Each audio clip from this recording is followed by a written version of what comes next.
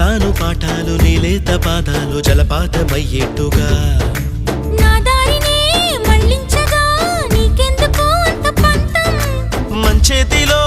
ఉంటే కదా ప్రేమించడం మానటం